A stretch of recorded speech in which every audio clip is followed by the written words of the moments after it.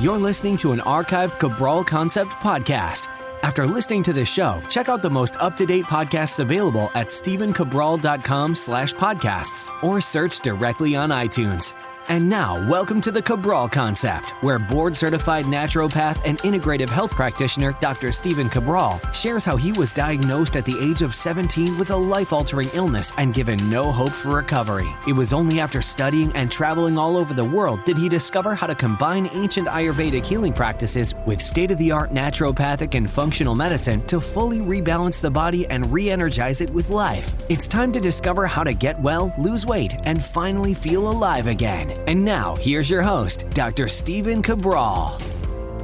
Training Thursday show. I'm excited that I get to talk with you today about one of my favorite things, and that is exercise. That is getting that body moving, and the reason why I love it isn't even so much about body transformation, but it is about boosting endorphins, improving the mind-body experience that we're going through in life. And I really do believe this, that exercise is one of those things that once you begin it, you won't know how you lived without it.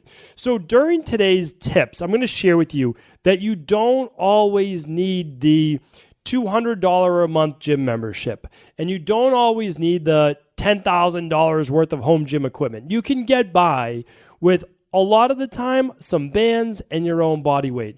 So I want to go through that today. This article that I was really perusing, that I was going through, was 10 workout secrets on expert exercise tips. I really liked it. It had a little ring to it, and I said, is this all hype? Or are there some real nuggets that we can take from this that I can share with people that I believe will improve their overall health, well-being in both mind and body.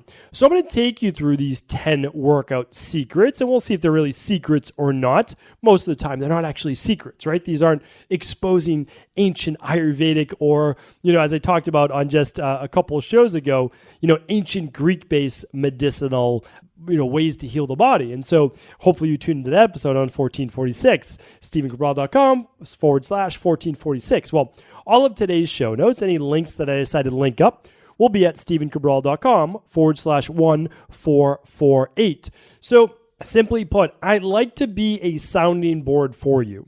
So as I'm going through the most popular articles of the day, the most popular research out there, I'm going to say to you, is this real or is it not? Will this hold up in the real world, or is this simply marketing-based hype? So I'm going to take you through those top 10 right now. Looking forward to doing that. Some a little bit more interesting than others. The ones that are a little less interesting, I'll give my own take on it. I will give you something that I know will be actionable that you can use in your real life. Now, the first tip is this, and this one is crucial. It's almost more important than anything else. I've honestly found this to be the truth in anything that I do in life. Relationships and career and wellness and weight loss. It's all of those things. Like, what do we need? Here's what we need. We need to be consistent. We need to be consistent with any plan that we start. I talk with people, just even friends and family, they're like, oh, I've been doing this for 3 days. I just don't know if it's it. I don't think it's going to work. You've been doing it for 3 days. 3 days.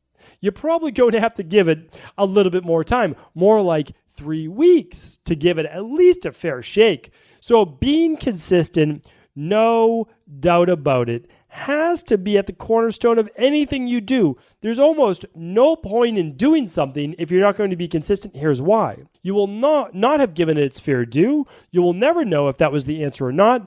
And it very well could have been, but you wrote it off because you weren't consistent. Meaning, let's look at a nutrition plan. Let's look at an exercise plan. Was it working? Was it not? I don't know. I typically tell people I really need 4 to 6 weeks. I need 4 to 6 weeks because the body takes a little time to change. If you plant a seed, does it sprout the next day? The answer is no. We're talking about weeks to see anything.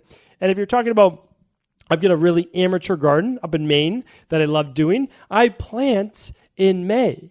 And then what happens is I get to see a lot of those things a month or 2 months later, and then some not until September. So we have to understand that our bodies are living natural-based organisms. We aren't planted in the soil per se, but we do feed our bodies with nutrition, which change it over time. We change our bodies, our cellular-based structure, our mitochondria with workouts over time.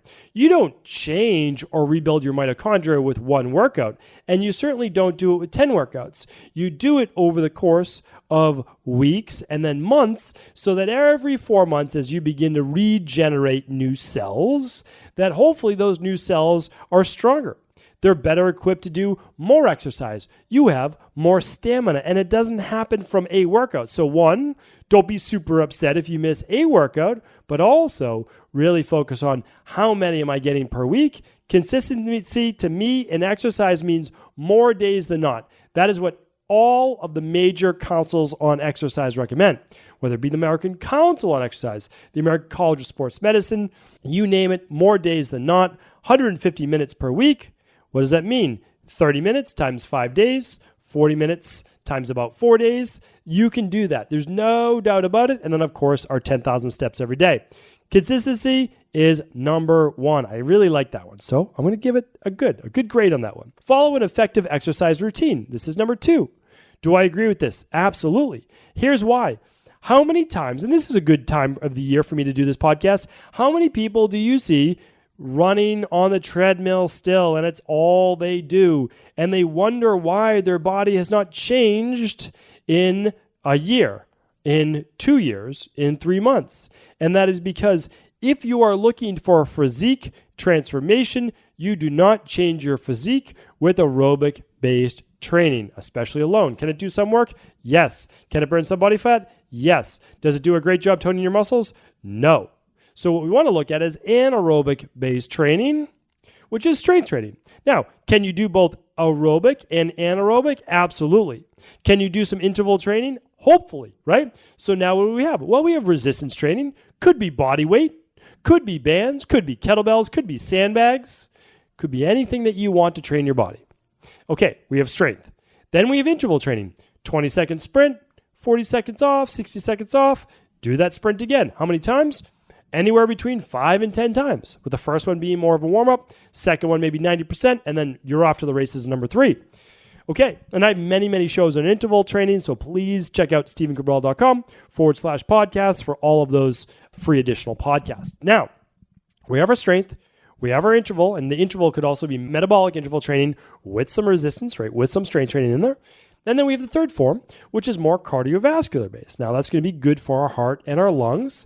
It actually helps to more oxygenize and alkalize the tissues. They're all good. We need them all. Strength, interval, and aerobic. Not one is better than the other. If you want to say, well, metabolic resistance training is best for physique, I could give you that. That's a good argument to make. But in the long run, we want everything, right? We want longevity, and so we want a little bit of that heart and lung work. And yes, your heart and lungs work with anaerobic-based work as well, but not to the degree at a tissue base, right? So let's work at, meaning like your cells and oxygenating your cells. Aerobic is with oxygen, anaerobic is without oxygen, right? You're not totally deprived of oxygen, but your cells are working at more of an anaerobic-based level. They're producing more lactic acid. Okay, so you want a good program. You want a program that involves all three of those. All right, stay tuned. We're going to be providing you with some exercise programs coming very, very soon. All right, number 3 is this: set realistic goals. I like this. Here's why. You don't run a 10K if you've never run before. You just don't train for it in 2 weeks and then go out and run 6.2 miles. I believe that's what a 10K is, right? Or a 5K, which is 3.1 miles. That's what a lot of people are into and good. And I actually think that that's a fine distance. I think being able to run 3 miles in 30 minutes is a good goal for most people. Nothing wrong with being able to run a 10-minute mile for 3 miles straight, and then that's it. It's only 30 minutes of cardio. You can do that as long as your body is in good biomechanical order. You've already lost the majority of the weight. You can start to do a little bit more endurance space. Now, we're not going really too much longer than that, but that's pretty good. Like, no doubt about it. So here's the thing. Realistic goals. Run a 5K, no doubt about it. Give yourself 12 to 16 weeks to train for it, okay? Give yourself that much time to train for it. If you want to lose 10% body fat, okay? Let's do the math on this. You want to lose 10% body fat. If you weigh 200 pounds, 10% body fat is 20 pounds, right? So 10%. 10% of 200 is 20. Okay, so we want to lose 20 pounds. That's what 10% is. Now, let's look at that. What is a safe way to lose, a realistic way to lose 20 pounds? Well, about 1% of your body weight per week. You could do it faster, but let's go with realistic goals. So we're going to say 10 weeks. 10 weeks, 2 pounds a week. 10 weeks is only 2.5 months. If you lose 20 pounds, life is different for you. No doubt about it. Life is different for you. You're going to have more energy. You're going to have less inflammation. You're going to move around easier. You're going to have all those endorphins going from what you needed to do to lose the 20 pounds. Set a realistic goal. You can achieve that. 1% body weight loss per week is achievable. You can do that. Some weeks you might lose 3.5 pounds. Some weeks you might not lose any. Some weeks 1.8. Some weeks 2.2. It's not necessarily on the button 2 pounds, okay? Because the body is made of about 2/3 water. You might be retaining a little bit more. You might be retaining a little bit less. Never look at 1 week, okay? Look at the totality of your plan. Over 10 weeks, you need to lose on average 2 pounds a week. Every 4 weeks, on average, 8 pounds. You can track that. You don't have to be overly obsessed with it. You can just do a Monday, Friday weigh-in. You'll hit your goal. No doubt about it. All right, I like that. I'm just trying to add a little bit of context to all of these 10 tips because they're straightforward, but we want to know how to use them in our life. This next one is use the buddy system. I've talked about this before. This is powerful. When I was in college, I had a workout buddy. My training partner's name was Jesse. Amazing guy. Amazing guy. He got me to the gym when I had a million things to do, and also on Sunday mornings when the last thing I want to be doing was going to the gym and training legs. Okay. He said, let's go, let's do this. And the same for him. I said, listen, you're my training partner. I need you. I need you to spot me. I need you to do all these different things. So we got ourselves to the gym at least 4 days a week. And it's a great thing because when you need someone to encourage you, they are there, and hopefully you'll be that same person for them. The other nice thing is Jesse and I were best friends in college because we saw each other more than basically we saw anybody else. We're at the gym together. We would get some food afterwards. We'd be in the car talking on the way to the gym. We talk about music. We talk about life in general, all those great things. So it's really nice. Like you can actually strengthen your relationship with someone. Like let's say you wanted to work out with your spouse. And it would be quality time together. I mean, you could do a workout together. You can at least go to the gym together. Maybe you do cardio separately, but maybe you do your strength training together. Maybe you grab a smoothie after the gym together. I mean, like, these are nice things, and you're bonding over something else besides food, all the time. Going out to dinner, going out to drinks. Listen, get one of your friends, go to the gym, teach them a workout program. Or if you don't have an exercise buddy, you have no one to partner up with, oftentimes people at the gyms, like they're looking for a workout partner, accountability partner. Or of course, you always have the ability, if you're able to, if the finances allow, for you to hire a personal trainer a couple times a week. Absolutely worth the investment, in my opinion. All right, number 5 is this. Make your plan fit for life. Now, what does that mean? Make your plan fit for life. Here's the big thing. What you want to do, and at least this is how I'm reading it, is you want to look at what can you do for the foreseeable future. A lot of people doing crazy boot camps right now, crazy boot camps, 500 squats in a workout, 500 lunges in a workout, crushing their bodies. What will be left of your body and your joints if you continue at this pace? A lot of people in their 20s, early 30s, and I see it now, even 40s and 50s, the workouts don't match with what they want to feel like in 10 years, 20 years, 30 years. If you beat down your body, how do you think it's going to respond? The answer is not well. It will break down with repetitive motion injuries.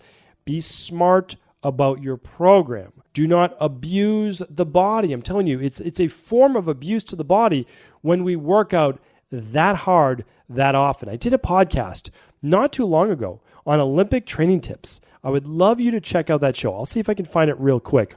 Episode 1413. You'll be shocked. You'll be shocked at what their typical workout plan is and how many days per week they really go that hard. All right. Number 6 is this. Be happy. This is a tip. Be happy. Well, what does that mean? Be happy. Well, it's saying this. Choose a workout modality that you actually enjoy. Now, we all need to do some strength training, so get that in. If you don't love to do it, again, work out with a workout buddy, work out with a personal trainer, but then that could just be 2 days a week if you wanted it to be. Do something else you enjoy. You love kickboxing? Go do kickboxing. You love yoga? Go do yoga. You love to go bike outside? Go bike outside. Like anything that you want to do something that you enjoy as well. One of my other favorites, I don't get to do it enough, I'll be honest, don't get to do it enough, is indoor rock climbing. My 2 young daughters, they get old enough, they can start to do more of it for sure. I'll take them to do some of that maybe on the weekend. So start to do things that you actually enjoy. So it's kind of like life in general, right? We need to do some things that we have to do, right? You need to do a little bit of aerobic. You need to do a little bit of strength training with your interval. Okay, we got that. But what else can we do to keep ourselves fit? What can we do? I'm recording this show. I travel all over the world. Okay, I'm recording this show in South Beach, in Miami. I have meetings down here.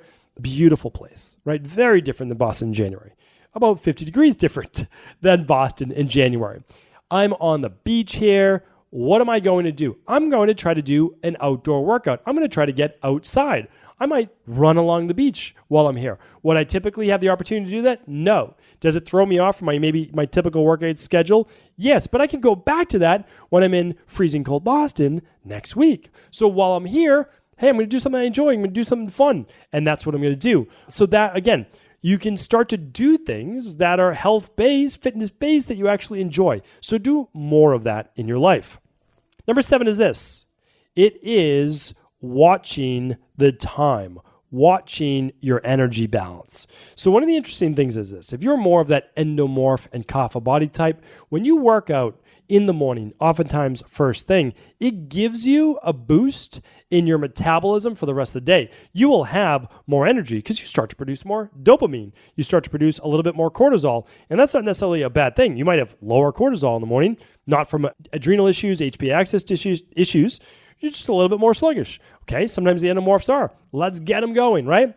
Now let's say you're more of a Vata-based body type, and you do better with a 10 a.m. workout or a 2 p.m. workout. And I talked about this as well, the Ayurvedic training times of the day. Let's see if I can find that. Episode 1427, if you're interested on that one. So it's a great way to do it. And then there are just times of the day that you feel more like working out, that you have a little bit more energy. Try to build that in your schedule, at least a couple times a week. What I like to do is actually work out at the same time the 4 or 5 days a week that I work out. Here's why. Your body has an internal clock. You want it to know when to get sleepy and go to bed, when to wake up with cortisol, thyroid hormone in the morning. You want to know when the workout's coming. You want your body to know when your meals are coming. If you can do that, your body functions like a well-oiled machine. You want to begin to train it within a half hour of each of those times every single day. All right, number 8, call in the pros. Who are the pros? Well, the pros are the people where you want to learn how to get better. So for an example, I wanted to start becoming a better swimmer. I could swim. I've taken swimming since I was a kid, but I wanted to compete in sprint triathlons. And I said, in order for me to be able to swim a longer distance with 400 people in the water around me, and for me not to give up all my energy in the first leg of a sprint triathlon, I want someone to analyze the way that I'm swimming. So there's a company called Total Immersion. Not a company, it's a way of swimming. They put me on video. They showed how my arm was entering the water. It was so interesting. And I'm a database person. I love the data. So I said, I can see that. So it didn't smoothly enter the water, which means what? Well, it means over 1,000 repetitions, I'm using more energy to kind of slam my hand into the water. And I'm not gliding at all, which means I'm not giving myself a little bit of its forward momentum. So for you, it could be hiring, again, a personal trainer. It could be, you say, I love tennis. Well, it could be maybe just doing a tennis lesson. I mean, it could be, but that's like once a week, and you get to keep your body active playing tennis. Whatever it may be, there's someone out there that's going to help you improve your overall fitness in whatever you love. A boxing coach. But you could also join a group class, right? A lot of people love group classes. What do? You could also hire or sign up for an online workout program which will enable you to get follow-along workouts, right? So you can hire the pros if you don't know where to get started and you're worried about doing the right thing or not the right thing or not maximizing your time. So super important. Number 9 is this. Number 9 out of 10 is this. Get inspired, right? So what inspires you? And I love talking about this. I talk about it on Mindset and Motivation Mondays all the time. What's your why?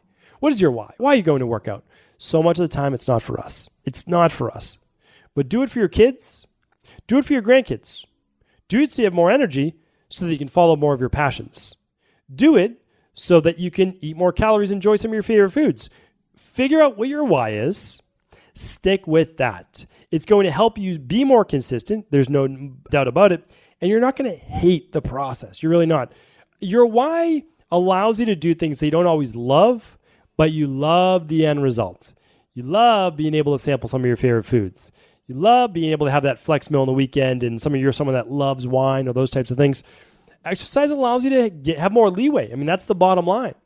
Or you don't love exercise, but you love the way that you feel afterwards. Your head is clear. Your mood is boosted.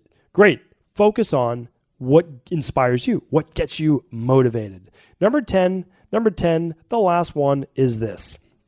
So it's being patient. I talked about this a little bit before.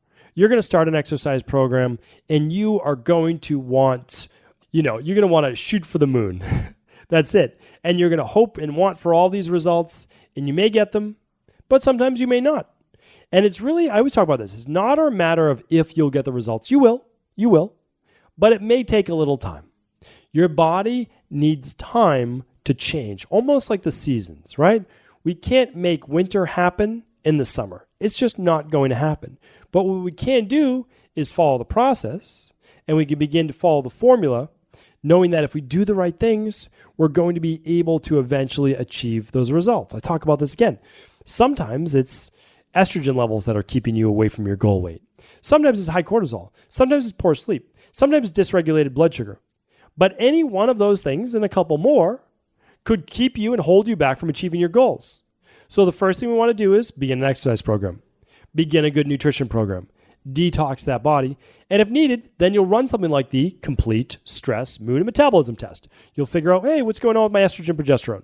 What about testosterone? What about cortisol throughout the day? What about vitamin D? What about my thyroid levels? What about my blood sugar levels? And you can begin to dive a little bit deeper on these specific topics.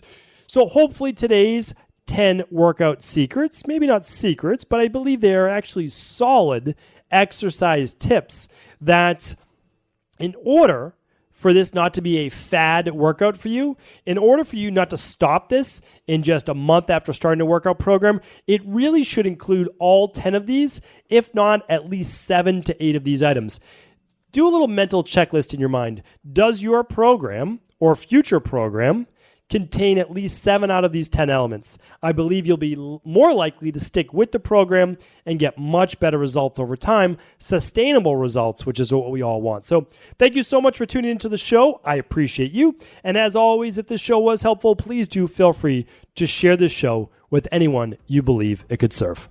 Are you ready to heal yourself and then go on to heal others? If so, the Integrative Health Practitioner Institute can help you discover proven functional medicine protocols that blend the best of 7 different healing disciplines from around the world. I personally share with you the exact handouts and protocols I use in my private practice that enable people to get well, lose the weight, and live longer, stronger. I want to pass this information on to the next generation of health coaches, and that is exactly why I created IHP. We are the future of the health coaching industry, and the skills and knowledge you will learn will make you an in-demand certified health coach anywhere in the world. Although we have many medical professionals taking the IHP certifications, no experience is necessary, and half our members have no previous health certifications.